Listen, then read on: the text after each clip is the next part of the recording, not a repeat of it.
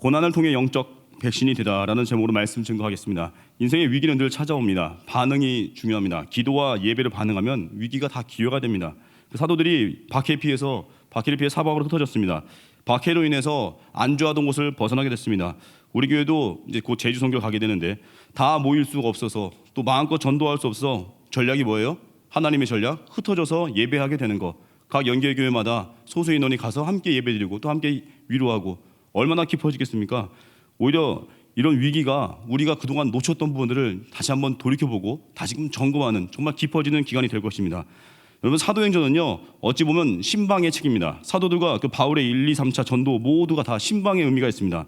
바울이 쓴 편지도요 그 서신서도 보면 격려와 위로를 하고 또 마귀의 시험에서 이제 건지려고 하는 어떻게 보면 돌보는 편지입니다. 그들을 도와주기 위한 신방 편지예요. 우리 교회도 뭐 기도 편지 쓰는 운동도 벌어지는데 여러분, 우리에게 성령 임하잖아요. 특징이 있습니다. 일단은 환경과 관계없이 기뻐합니다. 왜 그러겠습니까? 합력하여 선을 이루고 믿으니까 우린 미리 기뻐하는 겁니다. 또 성령 충만하면 우리 안에 감사가 흘러넘치게 돼요. 왜 감사하겠습니까? 하나님의 은혜가 흐르니까 이제 시각이 달라지는 거예요. 나를 변화시키고 성장시키는 게 보여지는 겁니다. 가장 중요한 건 뭐냐면 성령이 임하면 연약한 지체가 내 눈에 밟혀요. 내 마음에 머무르게 돼요. 그들의 신앙을 세우기 위해서 힘쓰게 돼요. 근데 성령의 능력이 우리 안에 머물지 않으면 우린 늘 내 문제 하다가 그렇게 하다가 이제 끝나버리는 거예요. 항상 우리 성령을 구하십시오. 그래서 기뻐하는 능력, 감사하는 능력, 돌보는 능력. 오늘 이 베드로가 이제 신방하다가 중풍병자 만난 겁니다. 32절 읽겠습니다. 시작. 그때 베드로가 사방으로 두루 다니다가 루다에 사는 성도들에게로 내려갔더니, 베드로는 예루살렘 교회의 기둥 같은 인물입니다. 박해로 인해서 사방으로 지금 흩어 다니게 되는데 두루 다니면서 이제 예배자 세워가고 돌보는 겁니다. 우리도 그러죠. 두루 다니면 어디예요? 직장, 또 캠퍼스, 가정, 거기서 두루 다니면 예배 드리는 겁니다. 모든 위기 상황, 그게 신방의 상황이 되고 신방 상황을 통해서 영혼 살리는 계기가 되고 위기가 기회가 되는 겁니다. 그 존 파이퍼 목사님의 그 책 중에 아주 짧은 되게 페이지도 짧아요. 그 책 제목이 이겁니다. 암을 낭비하지 마세요. 이분도 암 투병하다가 전립선암 투병하다가 수술한 지 5년 지나고 완치 판정 받았는데 거기 책에 보면 챕터 11에서 이런 말을 합니다. 암을 통해서 예수님의 영광을 증거하지 않는다면 암을 낭비하는 것입니다. 여러분, 암이라는 건 고통이잖아요. 외로움이잖아요. 그런데 그게 뭐냐면 예수님을 증거할 기회라는 거예요. 누가복음 21장에 보면 21장 12에서 13절 보면 쉬운 성경에 보면 이렇게 나와 있어요. 너희는 내 이름 때문에 왕과 총독 앞에 끌려갈 것이다. 그러나 이것이 너희에게는 증거의 기회가 될 것이다. 증거의 기회. 한마디로 위기는 우리로 하여금 갈 수 없는 곳에 가게 만드는 거예요. 위기는 우리로 하여금 우리 내면에 진짜 무엇이 있는지 보여주는 거예요. 내면에 있는 복음이라는 보화를 드러내는 기회가 된다는 거예요. 지금 성국가에 있는 황지원 자매도 그거 아니에요? 암투병하고 어려운 상황이지만 다 모든 시간이 가족 친지 모여서 예배하고 증거의 기회가 되죠. 여러분들, 암투병뿐만 아니겠습니까? 우리 인생에 닥친 모든 환난 고난들이 다 우리에겐 증거의 기회가 될 것입니다. 믿으십니까? 그래서 우린 기도하는 거예요. 예배하는 거예요. 그래서 언제나 우리 고난 낭비하지 마시죠. 첫 번째입니다. 오늘 본문 통해서 고난 통해서 영적 백신 된다는 거예요. 베드로가 루다에 내려가서 애니아라는 사람 만났습니다. 8년간 중풍병을 앓고 있는 사람이에요. 베드로가 예수님의 이름으로 능력으로 일으켜 세웁니다. 사람들이 죽게 돌아옵니다. 33절에서 35절 읽겠습니다. 시작. 거기서 애니아라 하는 사람을 만나매 그는 중풍병으로 침상에 누운 지 8회라. 베드로가 이르되 애니아야, 예수 그리스도께서 너를 낫게 하시니 일어나 내 자리를 정돈하라 한데 곧 일어나니 루다 선언을 사는 사람들이 다 그를 보고 주께로 돌아오니라. 명령하죠. 예수 그리스도께서 너를 낫게 하시니 일어나 내 자리를 정돈하라. 대단한 믿음 아니겠습니까? 왜 베드로가 이렇게 외칠 수 있는 당당함, 이런 영적 권위 어디서 나왔다고요? 베드로의 인생에 건진받았던 경험이 있거든요. 예수님이 주저앉았던 인생 베드로에게, 목표 없이 방황하는 베드로에게 나를 따르라 하실 때 갈릴리 호숫가를 떠났습니다. 그리고 수제자인데 3번 부인했습니다. 얼마나 창피스러워요. 그런데 요한복음 21장의 용서와 사랑을 선언하니까 베드로는 그런 고난과 자기 아픔 통해서 영적인 백신이 된 거예요. 나 같은 쓰레기도 건진받았는데 누가 못 건진 받겠냐, 이 얘기입니다. 이 확신이에요. 여러분, 우리는 다 상처 입은 치유자가 되는 겁니다. 대학에 실패해서 낙방했던 사람들, 이제 많은 수험생들 위로할 것입니다. 가정에서 홀로 피 터지게 신앙생활 하면서 핍박 가운데 예배드리고 명절 기간에 난 제사 안 드리겠습니다 결단하고 제사 아주 패하게 만들었던 그렇게 기도했던 사람들, 많은 불신자 가정을 위로할 것입니다. 또 질병 가운데 신음했던 분들, 암 때문에 힘들었던 분들, 여러 가지 많은 고난 가운데 각자의 고난들은요 다 다른 사람을 살리기 위한 재료예요. 그래서 우리는 내 고난 낭비할 수 없습니다. 우린 다 영적 백신이 되는 거예요. 살려주신 경험이 있으면요 내 마음에 빚진 자 의식이 생깁니다. 빚진 자 의식이 생기면요 두려움이 일단 사라져요. 왜요? 난 죽어도 되거든요. 사람의 최고의 두려움은 죽음이거든요. 빚진 자 의식은요 내가 지금 살아있는 것이 덤이라는 걸 믿게 됩니다. 그래서 까짓것 지금까지 살아주신 살아온 것도 은혜인데 죽음은 좀 어때? 그래서 신앙생활 핍박 당하다가 그냥 죽는 거 각오하니까 그런 사람들이 우리 핍박에 오히려 강합니다. 그리고 용서가 되고 낙심을 이깁니다. 그 쪽방촌 사역 오래 하시는 임명희 목사님, 이분 최근에도 기사 보니까 이런 얘기 하더라고요. 퍼주다가 망하는 교회도 있어야 한다. 참 대단한 믿음이죠. 안 망해요, 안 망해요. 주면 또 주님 공급이 있거든요. 1987년부터 노숙자 위한 교회를 세우고 사역하셨는데 노숙자들에게 진짜 말 같지도 않은 입에 담기도 힘든 고난을 겪었습니다. 근데 항상 그들을 위해서 자기가 희생하고 어느 날 자기 스스로 그 목사님이 또 일용직 일해가지고 받은 돈 가지고 노숙자분들 먹이기도 하고 근데 기쁘대요. 그럼 수모를 당하고 그런 멸시를 당했는데 기쁘대요. 그분이 이렇게 얘기합니다. 자기는 평생 갚아도 못 갚을 은혜를 받았습니다. 빚진 자 심정이 아니면 이 사용 못합니다. 빚진 자라는 거예요, 자기가. 여러분 어느 순간 우리 마음이 이렇게 기름기가 끼죠. 내가 빚진 자라는 의식을 망각할 때, 그러면 맨날 내가 당한 것만 생각납니다. 근데 내가 빚진 자 의식, 은혜 안에 이렇게 절여지잖아요. 뼛속 깊이 은혜 속에 들어가잖아요. 그러면 내가 받은 구원 은혜가 너무 크니까 돈으로 치면 100조 받은 우리가 100만 원 떼었다고 낙심하겠습니까? 가지고 줘버리지? 우리 빚진 자 의식이 살아나야 됩니다. 명절 기간 때도 속상한 사람 있을 수 있죠. 황경 묵상하지 말고 예수님의 은혜 묵상하고 나아가야 돼요. 그래서 우리 명절 기간에 예배가 중요한 겁니다. 명절 기간에 각자 처소, 물론 고향이라고 하면 있겠지만 그 처소에서도 무장해야 돼요. 왜요? 마귀는 안 쉬거든요. 마귀는 휴업이 없어요. 근데 왜 우리가 다 쉬어버려요? 우리가 영적인 싸움에서 기도하고 명절 기간 나아가서 복음 증거하고 핍박 당하십니까? 온유함으로 그 영혼 건지십시오. 용서하시고 사랑하는 거 언제 가능해요? 빚진 자 의식. 그리고 우리는 베드로와 같이 낙심하고 좌절하는 영혼 찾아가서 백신 되는 겁니다. 그럴 때 오늘 본문에 룻다 산원에 사는 사람들이 죽게로 돌아왔습니다. 베드로에게 온 게 아니에요. 죽게 왔다는 거예요. 교회가 왜 문제가 되겠습니까? 자꾸 사람을 주목하니까 문제돼요. 사람을 주목하니까 실망하는 거예요. 여러분 설교자도요, 설교 후에 자기를 지워야 돼요. 내가 사라지는 거예요. 예수님만 남아야 돼요. 예수님께 가지 않고 자꾸 이렇게 유명한 사람 찾아가면요, 망합니다. 베드로가 사내들인 공의 앞에서 나를 주목하지 말래요. 여러분 우리도 각자 직장이나 교회에서 나름 유명해 보이는 사람과 친하다고 생각될 수 있는 사람들 있잖아요. 그분들이 기도 많이 해야 돼요. 왜요? 유명한 사람과 친하다는 이유만으로 내 존재가 증명되면은 그 사람 나중에 자기 안 불러주면 서운해합니다. 하나님이 날 불러주는 걸 기다려야 돼요. 하나님과 친해져야 돼요. 내 존재는 하나님으로 증명돼야 되는 거예요. 그래서 언제나 주님이 일으켜주신 힘으로 다른 사람 살리십시오. 빚진 자 의식 가지고 기꺼이 용서해서 임명희 목사님과 같이 또 베드로와 같이 내가 건진받은 경험이 다른 누군가에게 살리는 통로가 되기를 주님의 이름으로 축원합니다. 두 번째, 하나님의 계산법으로 살라는 거예요. 똑같은 얘기인데 받은 은혜 기억하라는 거예요. 다시 이제 욥과의 다비다라는 여자자 이야기 나옵니다. 다비다, 예수님이 다비다 그건 아닌데 예수님은 물론 예수님이 정답이죠. 근데 여긴 다비다라는 여자자인데 헬라어로 도르가라는 여자입니다. 선행과 구제를 많이 했습니다. 예수님의 제자라는 말을 들었습니다. 그런데 병들고 죽었습니다. 36절 37절 읽겠습니다. 욥바에 다비다라는 여자자가 있으니 그 이름을 번역하면 도르가라. 선행과 구제하는 일이 심히 많더니 그때 병들어 죽음에 시체를 씻어 바닥에 누이니라. 하나님의 일을 많이 할 때도 어려움을 겪을 수 있습니다. 내가 교회를 얼마나 많이 했는데 이런 일이 있을 수 있습니다.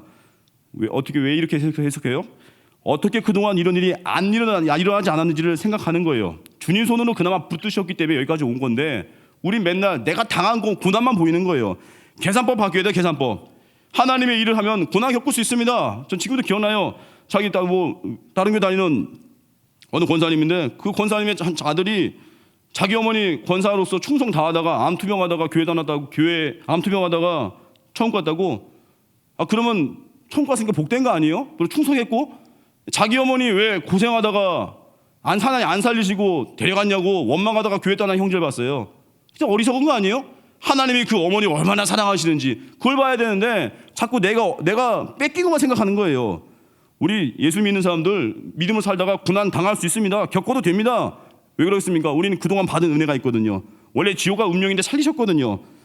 하나님의 계산법이 들어가야 돼요. 우리 계산은 뭐겠습니까? 주면 손해인 줄 알아요. 하나님은 뭐예요? 주면 채워주신대요. 우리 계산은 그래요. 잠 잘 자야 하루를 살 때 쌩쌩한 줄 알아요. 근데 하나님의 계산은 뭐예요? 첫 시간 주님께 드려지는 이 시간이 우리에게 영적인 힘을 준다는 거예요. 진짜 싸움은요 영적인 싸움이에요. 다른 거 아니에요. 체력 싸움도 아닙니다. 내면의 영적 싸움이에요. 피곤한 상태에서도요 영적 무장이 되잖아요. 피곤한데 오히려 대화를 이끌고 있어요. 피곤한데 무장하잖아요. 피곤한데 오히려 쌩쌩하게 주의 일을 감당하고 있어요. 그게 하나님의 계산법이에요. 우리의 계산은 용서하면 상대방이 악한 세력이 더 드세질 것 같죠? 아닙니다. 하나님의 계산이 뭐예요? 용서하면 상대방이 무장해져야 되는 거예요. 용서하면 사람을 얻는 거예요. 우린 핍박당할 때 온유해지면은 막 굉장히 괴롭죠. 속상하죠. 내가 자존심 꿀리는 것 같죠? 아닙니다. 핍박당할 때 온유함으로 반응해서 그 영혼에게 손을 내밀면 그게 오히려 예수님의 마음에 합한 자가 된다는 거예요. 그게 하나님의 계산법입니다. 그래서 찬송가 429장, 저 이 찬송가 너무 좋아요. 세상 모든 풍파 너를 흔들어 약한 마음 낙심하게 될 때, 이런 낙심의 상황들이 오죠. 그 다음 가사예요. 내게 주신 복, 주의 복을 세라는 거예요. 주님이 주신 복을 세어보래요. 이게 축복입니다. 이미 내가 받은 은혜, 그걸 기억하라는 거예요. 이 도르가의 죽음은 그녀의 삶을 나타냈습니다. 죽었는데 사람들이 애통했습니다. 여러분, 우리가 죽었을 때 애통하는 사람들이 많길 바랍니다. 돌아가셨는데 아예 잘 떠났다 이러면 안 되잖아요. 우리 삶이, 죽었을 때 삶이, 그게 메시지입니다. 죽음의 순간에 그 사람이 어땠는지 알게 되는 거예요. 도르가는 구제의 사람이었습니다. 구제와 선행은요 어떻게 보면 마음의 문제입니다. 돈이 없어도 구제할 수 있고요, 따뜻한 말 한마디와 관심, 이걸 살릴 수 있습니다. 우린 근데 왜 못하죠? 내 생활 수준을 지키느라 주변을 외면할 때 있어요. 나의 일에 쫓기다 보니까 조금만 생활이 어려워지면 난 못 도와줘요. 그리고 우리 삶의 수준을 좀 낮추면서 그 여백의 힘을 가지고 남을 돕는 겁니다. 사도행전 10장에 보면 고넬료라는 사람이 온 가족이 구원받았습니다. 천사가 이렇게 말하죠. 사도행전 10장 4절에 보니까 내 기도와 구제가 하나님 앞에 상달되어 기억하신 바가 되었으니, 구제와 선한 일을 한 것을 주님이 절대 버리지 않으신다는 거예요. 기억한다는 거예요. 조지 뮬러가 그렇게 기도응답을 많이 받은 이유, 물론 기도했기 때문에, 또 하나가 풍성히 베풀었기 때문에 하나님께 받은 것을 계속 흐르게 한 거예요. 끊임없이 주니까 끊임없이 받은 거예요. 그래서 우리 하나님의 계산법은 이겁니다. 먼저 주라는 거예요. 연약해도 부족해도 내가 할 수 있는 거 먼저 주라는 거예요. 그러면 빌립보서 4장 19절, 나의 하나님이 그리스도 예수 안에서 영광 가운데 그 풍성한 데 너희 모든 쓸 것을 채우시리라. 주면 채우십니다. 구하면 도우십니다. 용서하면 사람을 얻습니다. 이 원칙 가지고 언제나 하나님의 계산법을 살기를 주님의 이름으로 축원합니다. 오늘 38절 39절 읽겠습니다. 시작. 룻다가 요바에서 가까운 주라 제자들이 베드로가 거기 있음을 듣고 두 사람 보내어 지체만도 와달라고 간청하여 베드로가 일어나 그들과 함께 와서 이름에 그들이 데리고 다락방에 올라가니 모든 과부가 베드로 곁에 서서 울며 도르가가 그들과 함께 있을 때 지은 속옷과 겉옷을 다 내보이거늘. 참 아름다운 감동의 시간이죠. 도르가의 그 구제와 헌신을 기억한다는 겁니다. 우리도 이런 인생 살길 바랍니다. 세 번째로 먼저 하나님이라는 거예요. 베드로가 다락방에 올라갔더니 그 옆에 과부들이 이제 눈물바다가 됐습니다. 다비다를 살려주세요 하면서 오늘 방금 읽었던 것처럼 그들과 함께 있을 때 지은 속옷과 겉옷을 보여줍니다. 다비다가 입혀준 겁니다. 다비다가 도와준 거라는 거예요. 베드로가 사람들 내보내고 기도합니다. 다비다야 일어나라 라고 명령합니다. 40절 읽겠습니다. 베드로가 사람을 다 내보내고 무릎을 꿇고 기도하고 돌이켜 시체를 향하여 이르되 다비다야 일어나라 하니 그가 눈을 떠 베드로를 보고 일어나 앉는지라. 대단한 믿음이죠. 오늘날은 이런 믿음 되게 엄두도 못 냅니다. 왜 그래요? 아프면 일단 병원 생각나거든요. 아프면 일단 대학병원에 어느 교수가 유명한지 그거 생각나거든요.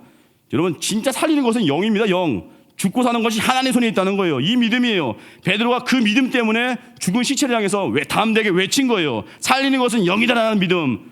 그래서 언제나 우리 뭐 아플 때 병원 당연히 가겠지만 우선순위가 뭐예요? 하나님이 먼저라는 거예요. 먼저.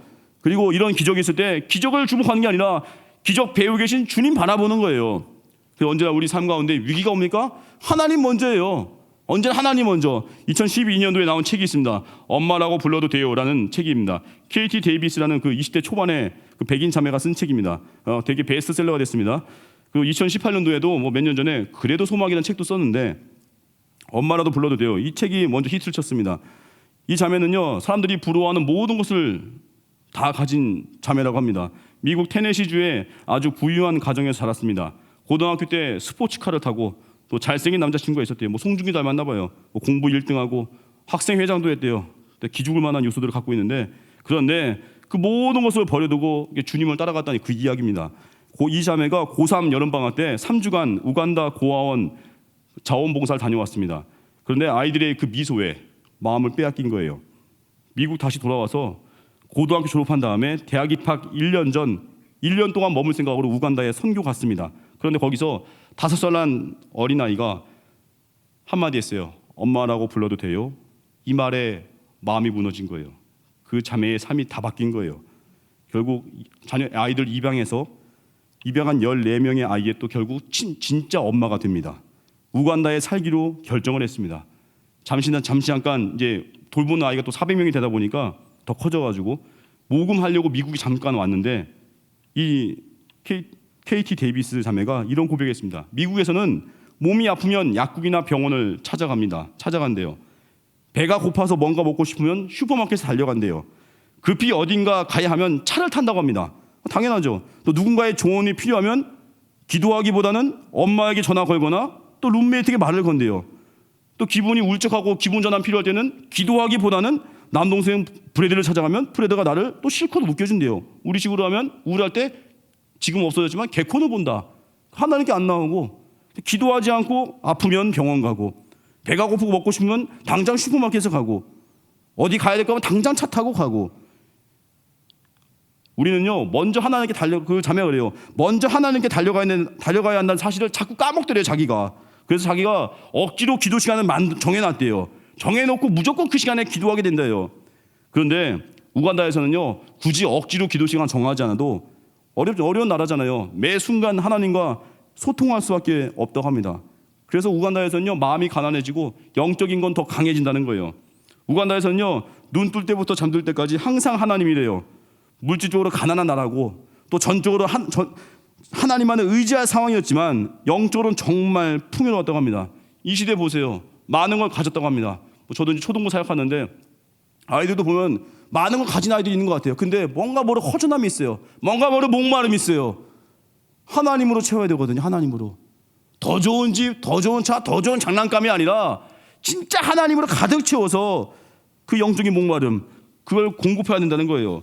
KT 데이비스가 우간다에서 이제 엄마라고 통한다고 합니다. 엄마래요.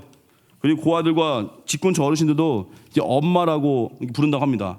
그 마음의 사랑이 느껴지니까. 데이비스 자매는 이런 얘기를 합니다. 자기는 그 아이들이 전혀 불쌍하다고 생각되지 않는데요. 오히려 부럽대요. 왜냐하면 6살 난 어린 나이에도 성령 충만함을 경험한대요. 아이들이. 하나님의 공급을 경험하고 그 목마름 속에 넘치는 사랑을 경험하니까 이 데이비스 자매가 그래요. 자기는 너무 복을 받았대요. 다른 사람들은 젊은 나이에 고생한다는데 이 자매는요 너무 복을 받았대요. 하나님의 사랑에 부음받으니까 빚진 자식이 있으니까 행복한 거예요. 저도 대만 선교 지금은 코로나를 못 가지만 예전에 금수당 교회 갔을 때 지금도 기억납니다. 거기에 어떤 여집사님 별명이 마마 집사님이에요. 마마. 상간마마 납시오 같은 마마 집사님 그런 상간마마가 아니라 진짜 사랑이 많은 마마 집사님인데 우리식으로 엄마잖아요. 엄마. 그 교회 분들이 다 마마 불러요. 또 그러다 보니까 또 선교대원들도 마마 그래요. 저도 얼떨결에 마마라고 마마. 여러분 이거 안 웃기십니까? 여러분 제가 다른 교회 가서 고성교회 가가지고 여집사님한테 엄마 이래도 될까? 엄마 그분 도망가겠죠. 지금 그런 거예요. 금수당교회에 그렇게 사랑 많은 마마 집사님이 계신데 이유가 있어요. 배고플 때면 직접 집에서 요리도 해다 줘요. 금수당은 나가서 먹을 곳이 편의점 세븐일레븐 하나밖에 없거든요. 그러다 보니까 금수당 가면요 마음이 가난해져요. 일단 뭐든 감사가 나와요. 나갈 곳이 별로 없으니까. 그 마마 집사님 음식해다 주고 너무나 또 사랑으로 섬겨주고 별명이 마마 집사님이에요. 이번에 금수당 얘기 들어보니까 리모델링 한다고 합니다. 전 리모델링해서 좋아져도 금수당의 원래 스피릿 가난한 마음과 감사의 마음 끝까지 유지되길 바랍니다. 그래서 언제나 그분은 뭐예요? 하나님이 항상 먼저였고 영혼이 먼저였어요. 우리 교회도 그래요. 장례식장 가면은 마지막 날 되면 사람들 쭉 빠지잖아요. 첫째 날 되게 많이 오죠. 그리고 담임 목사님 인도하시는 날 더 많이 오죠.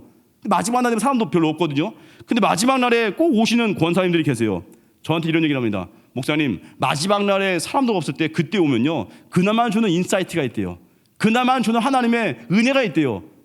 제가 무릎 붙였어요. 야 이분들 정말 대단하시구나.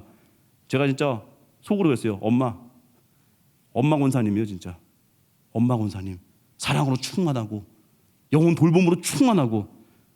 여러분 베드로 믿음 이런 거였어요. 하나님을 먼저 찾는 믿음이에요. 우리도 사역하거나 뭘 할 때 집안에서도 그렇고 병원에 입원하실 분들이 있습니까? 아파서 그때 명심해야 돼요. 뭐 의사 선생님이 누가 명의인지 이걸 따지기 전에 어떻게 하면 그 병원에서도 마음껏 예배할 수 있을까, 이걸 봐야 돼요. 예배드릴 공간이 있는 병원인가, 아니면 또 못 들어가면 누가 교대로 가서 예배할 것인가. 영이 살리는 거거든요. 마음이 깨지지 않아야 되거든요. 또 입시생들 있으면 어떻게 해야 돼요? 이제 고3이니까 어때요? 고3 되면은 학원이 떠오르면 안 되고요. 어떻게 하면 그 아이들의 영혼을 지켜줄까, 어떻게 하면 그들을 위해서 중보기도 할까, 그걸 논의해야 하고 그걸 기도해야 돼요. 결혼 준비하는 형제자매가 있습니까? 되게 그래요. 결혼 날짜 확정을 남자가 프로포즈 할 때 기도 많이 하고 가요. 은혜로 마음이 열렸는데 그때부터 결혼 날짜 확정 잡고 나서 기도를 안 해요. 그러니까 영적으로 왔다가 육적으로 준비하다가 싸움 나는 겁니다. 끝까지 기도로 가야 돼요. 성령으로 시작해서 육체를 마칠 수 없습니다. 어떠한 상황에도 뭐예요? 하나님이 먼저라는 거예요. 이게 베드로의 믿음이었어요. 외칠 수 있는 믿음. 여러분 삶이 혹시 꼬여 있습니까? 복잡하십니까? 먼저 예배입니다. 먼저 하나님이에요. 먼저 기도해요. 먼저 그의 나라예요. 그럴 때 삶의 질서가 잡힐 것입니다. 이 믿음 가지고 이번 명절 기간에도 가정에서 예배 드립시오. 그리고 전도하십시오. 핍박 당하실 때 혈기 부리지 마시고 온유함으로 그 영혼들을 건지십시오. 그래서 우린 언제나 하나님 앞에 예배자 되는 겁니다. 하나님 먼저 찾는 거예요. 직장에서도 예배를 심겠다고 결단하십시오. 능력과 은사 주실 것입니다. 그리고 나를 오픈하는 순간, 그동안 자기가 예수 믿는 사람이라는 것도 얘기도 안 했을 사람 많거든요. 근데 직장 예배를 결심하는 순간에 이제 덜컥, 야, 그동안 나 진짜 개차만이었는데 이제 잘 살아야겠구나, 희생해야겠구나, 일찍 출근해서 좀 청소도 좀 해야겠구나. 삶이 달라질 거요. 왜요? 전도를 결단하는 순간에 내 태도가 달라지는 거예요. 관계 전도는 내 일상을 다 까발리는 거거든요. 그래서 오히려 관계 전도를 통해 열매가 얻을 때 내 신앙이 성장합니다. 가족을 위해서 전도에 기도해 보시죠. 가족 구원을 위해서 기도하다가 내가 깨지는 거예요. 결국 내가 성장하는 거예요. 그래서 언제나 여러분 선교지 가서 할 때의 자세로 가정을 돌봐보시죠. 선교지 가서는 핍박당해도 막 웃잖아요. 그래도 예수님 믿으셔야죠. 이상하게 가정에만 가면 핍박당하면 어딜 막 네가 날 건드려 이러죠. 예수님 마음 가지는 거예요. 선교지에서 하듯이 가정에서, 선교지에서 하듯이 직장에서. 우리 언제나 하나님이에요. 하용조 목사님이 이런 얘기를 했습니다. 특히 청년들, 대학 기간은 5년으로 정하라는 거예요. 그 얘기 뭐냐면 대학교 2학년 때 1년 휴학하고 선교지를 먼저 가라는 거예요. 우리 교회 치면 단기 선교죠. 그리고 나서 대학 졸업하고 군대 갔다 오면 또 직장 가는 시기가 오잖아요. 직장 가기 전 1년을 다시 한번 또 헌신하는 거예요. 그 최소한 인생의 가장 중요한 그때 헌신을 결심하는 거예요. 왜 그러겠습니까? 삶의 기준이 잡히는 거예요. 언제나 먼저 하나님, 그게 축복이라는 겁니다. 끝으로 43절입니다. 베드로가 이렇게 두루다니다가 요바에서 기적을 일으키고 무두장의 집에 머물렀습니다. 무두장이가 뭐겠습니까? 무두장이는 죽은 짐승 가죽을 가공하는 사람들입니다. 유대인들은 죽은 것을 부정하게 여겼습니다. 무두장이는 일반 서민으로 그 취급도 못 받았습니다. 한마디로 우리는 한국을 치면 백정 수준이에요. 천민이에요. 그런데 베드로가 아무도 안 가는 그 집에 머문 거예요. 이 얘기는 베드로의 존재가 바뀐 겁니다. 베드로는 이제는 기피하던 곳에 가게 되는 거예요. 가장 기피하고 살았던 자의 집에 머무르는 자가 된 거예요. 저기 가면 죽어도 안 돼 라는 사람이 이제 가는 거예요. 언제나 우리는 폭 넘은 사람, 은혜를 경험하면 이렇게 폭 넘은 사람 됩니다. 이 사람은 만나고 저 사람은 안 만나고 그럴 수 없습니다. 이 사람과 즐겁게 대화하고 저 사람 앞에서는 진지해지고 그럴 수 없습니다.